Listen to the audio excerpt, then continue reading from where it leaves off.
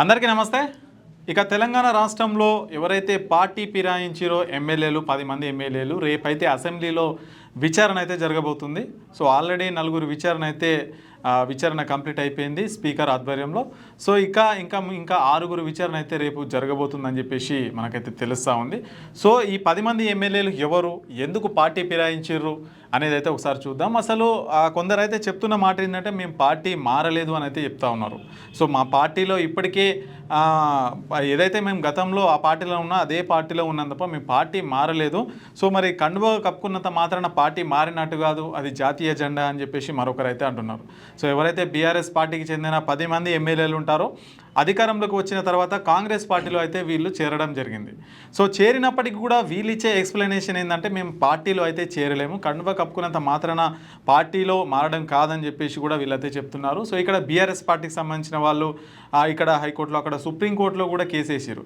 So స్పీకర్కి అయితే మరి గడ్డం ప్రసాద్ కుమార్ గారికి అయితే చెప్పడం జరిగింది. మరి దీనిపైన నిర్ణయం తీసుకోవాలని చెప్పేసి స్పీకర్కే మొత్తం ఏదైతే ఆ నిర్ణయం తీసుకోవాలని చెప్పేసి స్పీకర్కి అయితే చెప్పడం జరిగింది. అక్కడ కోర్టులో వెళ్ళినప్పటికి కూడా స్పీకర్ నిర్ణయం తీసుకోవాలని చెప్పేసి కూడా చెప్పడం జరిగింది. మొత్తానికైతే 4 విచారణ అయితే కంప్లీట్ అయిపోయింది, ఇంకా 6 అయితే ఉన్నారు. సో వాళ్ళు ఎవరు ఏంటి అని అయితే ఒకసారి అయితే మనం చూద్దాం. సో అసలు పార్టీలు నిజంగా మారొచ్చా లేదా అనే విషయం అయితే చూద్దాం.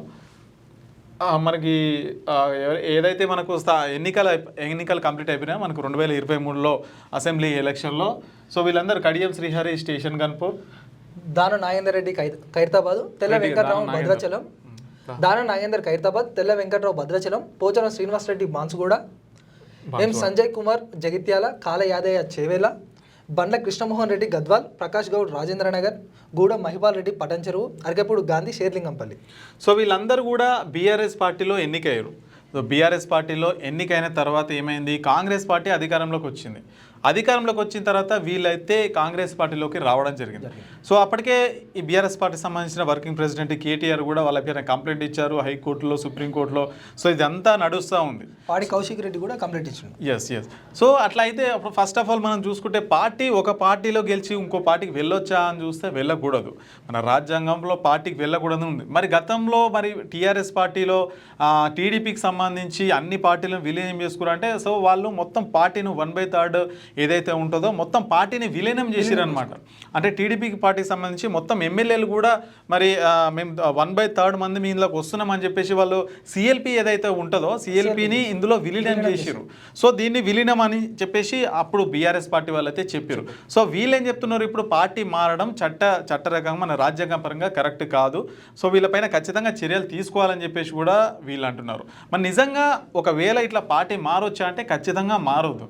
ఎందుకనంటే ఇప్పుడు ఏదైనా పార్టీ నుంచి నువ్వు ఒక పార్టీతోని ఒక గుర్తుతోని గెలిచినప్పుడు ఆ ప్రజలు ఏం చూసిరు నిన్ను, పార్టీ ఎవరైతే పార్టీని చూస్తారు, పార్టీ సింబల్ని చూస్తారు, వ్యక్తిని చూస్తారు. సో ఇవన్నీ చూసి ఓట్లు వేసినప్పుడు మరి ఓటు గెలిచిన తర్వాత మరి ఆ నియోజకవర్గంలో ఎంతమంది ప్రజలు ఉంటారో ఆ ప్రజలు నిన్ను ఇక్కడ కూర్చోమని చెప్పిర్రు. సో అంటే ఇక్కడ కూర్చోవాలి, నువ్వు ఈ పని చేయాలని చెప్పేసి ప్రజలు నీకు అధికారం ఇచ్చినప్పుడు నువ్వు అక్కడ కూర్చోకుండా నువ్వు వేరే దగ్గర కూర్చుంటే ఇప్పుడు ఆ ప్రజల ఇచ్చిన ఓటుకు వాళ్ళు ఇచ్చిన అధికారానికి వాల్యూ ఏముంటుంది? సో అంతే కదా. ఇప్పుడు ఒక దగ్గర మనం ఏదైతే వాళ్ళు చెప్పినప్పుడు ఒక సీట్లో కూర్చొని చెప్పినప్పుడు ఆయన వేరే సీట్లో కూర్చుంటే ప్రజలు ఇచ్చిన అధికారం ఎందుకు? ప్రజలు నిన్ను ఆడ కూర్చోమని నీకు అధికారం ఇచ్చారు. అధికారం ఇచ్చిన తర్వాత నువ్వు వేరే దగ్గర కూర్చుంటే దానికి ఎట్లా ఉంటుంది చట్టబద్ధత? అసలు ఉండదు. సో అందుకనే వీళ్ళు ఏం చెప్తున్నారు, ఆల్రెడీ ఇప్పుడు దానం నాగేందర్ కావచ్చు, కడియం శ్రీహరి కావచ్చు, సో వీళ్ళందరూ కూడా మాది కొద్దిగా టైం కావాలని చెప్పేసి కూడా మరి మీడియా కూడా చెప్పని పరిస్థితి. మరి కడియం శ్రీహరి మొన్న ఒకనొక టీవీ ఇంటర్వ్యూలో మరి మీరు ఏ పార్టీలో ఉన్నారంటే ఏ పార్టీలో ఉన్నానో ఆ పార్టీలో ఉన్నాయనే దాటవేసే ప్రయత్నం చేశారు.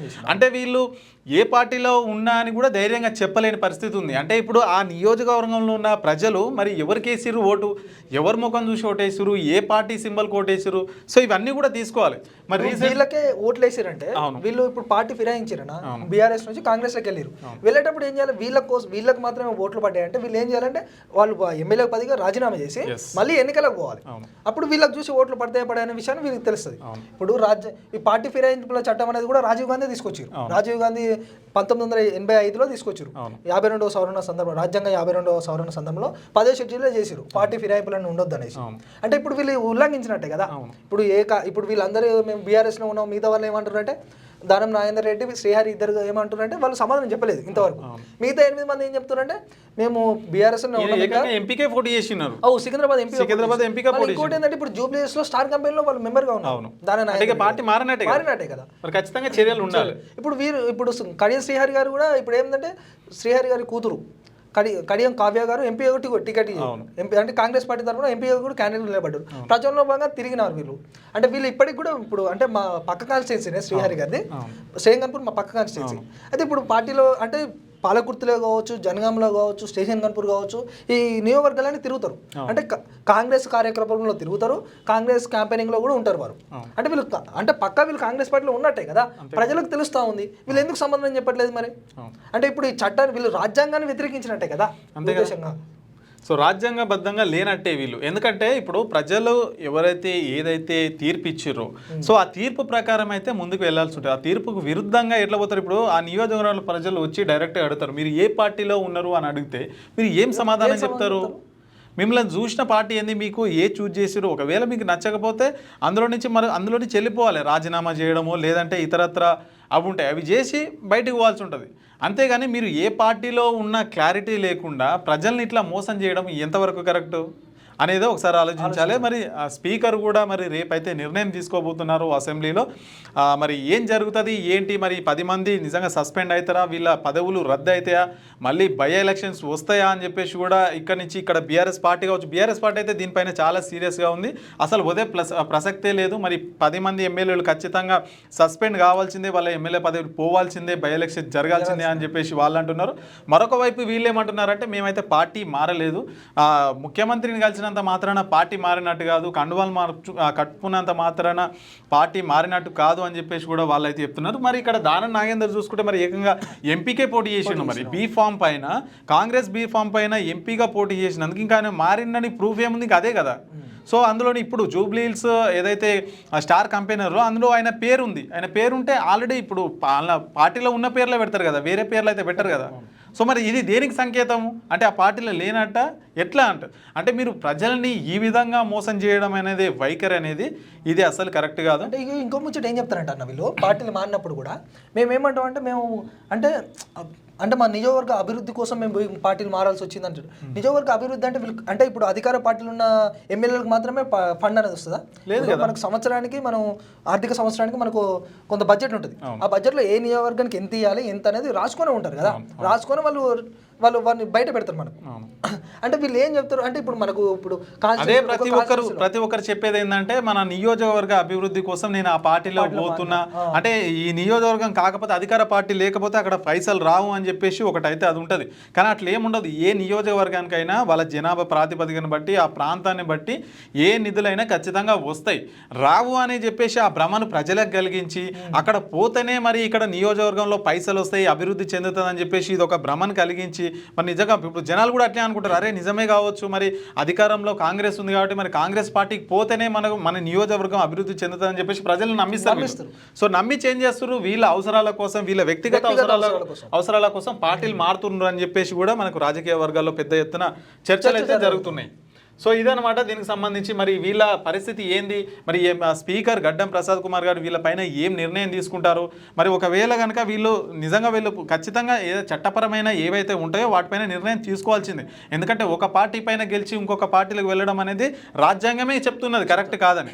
సో అట్లాంటప్పుడు మీరు ఎట్లా దాన్ని యాక్సెప్ట్ చేస్తారు అనేది ఇప్పుడు తెలంగాణ రాష్ట్ర వ్యాప్తంగా ఈ 10 మంది గురించి అయితే చర్చించుకుంటున్నారు. ఇప్పుడు ఏదంటే ఇప్పుడు ఒక పార్టీలో కలిసి ఇంకో పార్టీలోకి వెళ్తే మాత్రమే ఈ పార్టీ ఫిరాయింపుల చట్టం అనేది వర్తిస్తుంది.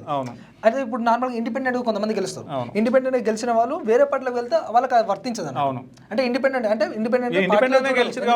వ్యక్తికి మాత్రమే ఓట్లు పడి, పార్టీకి కాదు, ఆ వ్యక్తి పడి అట్లా వాళ్ళకి మాత్రం ఉంటుంది అన్నట్టు, వాళ్ళకి ఆ చట్టం వర్తించదు. కానీ పార్టీలోకి గెలిచి వేరే పార్టీలోకి వెళ్ళిన మాత్రం ఈ పార్టీ ఫిరాయింపుల చట్టం అనేది వర్తిస్తుంది.